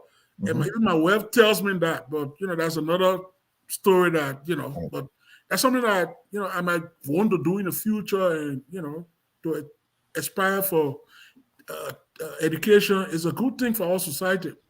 But our society shouldn't put too much primacy on that. That should not be our focus. People should be qualified. People should have, you know, I mean, the relevant education in the field of study they want to go to. Quality education. It doesn't have to be PhD. You can have a bachelor's degree that is qualitatively, you know, valuable to our society. You will say, yes, that is a bachelor's degree holder, but that bachelor's degree is qualitatively valuable to our society. Thank you. In relation to a PhD that is of no value, is based on pretense and, you know, and charade, you know, so it affects our country. It affects people, you know, how to see people with PhD. And sometimes they lump people in that category. People with good PhD and bad PhD, people can't even decipher the difference. So if you have a good PhD, people be asking, I mean, I fake PhD you get, you know, so you feel kind of, you know, I mean, uneasy, you know. Thank you. I hope we can put in place, you know, policies. We can put in place institutions that can really vet this thing. Our political establishment, they can have an office in the legislature, people who are appointed by the president, who go for confirmation hearing. They do those vetting before even the confirmation hearing. They tell you in advance. I mean, we think you don't, you know, you're not qualified for the position. So we don't want you to go through the expense, you know, wasting our time, energy, resources, and even the disgrace that you could face, you know. Thank you. Thank you, Mr. Duopu. Thank you. So, I want to thank you for, you know, hosting the program. I know it's not, you know, I mean, you just set it in for Dennis who really had a problem and stuff, but you did a very fantastic job. I know you always animated with your own viewpoint, but I mean, hosting the program, you were kind of restrained and, you know. Right. Somebody told me that, you know, they put a comment up and said, you know, on Facebook, they said, you know, I like how you host the show, but just shut up. Just, you know, so I said, okay. Yeah, but at least you very well, because you are somebody with a lot of opinions about a lot of things. So, you know, now that you were the host, so it kind of put you in a bind. So, right. But you did a good job, and I want to thank FOL for the continued education, because this is part of continued education that we all are involved in. We're learning from each other, people listening, watching, learning, exchanging good ideas. Yeah, that is the whole nature of human development. Nobody knows it all. And I do want to thing not as experts, but just have our own viewpoint, and we can share it, and have a good conversation. But I do want to thank you. I do want to thank you as well. Thank you. Thank you as well. Thank you, and thanks to Dr. Golafale, who couldn't be with us to the end of the show. So my tabata really I'm going to go away from Liberia for a moment. It's something that has to do with just these African leaders, right, that came to the summit. And one of them is Paul Biya. I don't think he has any business coming to this, U.S.-Africa, summit. Example, he was called up, he was introduced by, State Department official that, ladies and gentlemen, I introduced to you the president of Cameroon, Paul Biya. He's making his way up now. And Paul Biya is literally picking himself up, crawling. Because Paul Biya, remember now, he was president of Cameroon when George Weah went over there to play for Tonnerre of Cameroon. That's how long he's been president of that country. And he's about 90 years old. Paul Biya been president since 1982, though. He's about 90 years old. He's been president since 1982, so that predates George Weah going to Cameroon. That's what I'm saying. So he's about 90 years old. And he's still president. He wins every elections. So now, when they call him up there, so he's confused, disoriented, of course. He's picking himself or just dragging himself to the podium. And then he says, his aides around him, he said, but why am I being featured? In French now, he said, pourquoi je suis en vedette? Which means in French, why am I being featured? Why am I here? Right? And then he said his mic, his mic is live now. And then they sat him down. He sat down. He started to look through his folders, all kinds of things in the folder, I guess. I mean, he can't get to the right part of the folder, like the speech. And then he said, but who are these people? Sekisha Jansla, who are these people sitting here? I mean, seriously. Wow. So they had to tell him and say, sir, your mic is, the people can hear you. Then he said, why? What are you talking about? It was a disgrace. Okay. And these are our leaders. These are our African leaders. We had a show, every people get the government, right? They deserve. I mean, Cameroon. So nobody in Cameroon can lead our country. A 90-year-old Paul Biya, who's disoriented, he forgets everything now. Don't know where he's at. He's asking, who are these people? Then he asks, are there some important people here? Because Paul Biya has enablers. Yeah, so every bad thing and every good thing got enablers. Yeah, so Paul Biya for me is my week. Who would justify a 90-year-old man being president for life? Right. So Paul Biya for me is my tabata of the week. And so with that, we've come to the end of the show. Whether you are an independent, as we usually close the show, whether you're independent, whether you're a sedition, whether you are a member of the current CPP or the Unity Party, or just ordinary Liberian, trying to go about your normal business. We are all Liberians. And with that, I want to bid you farewell. Thank you. And we are Liberians. Liberia is our home.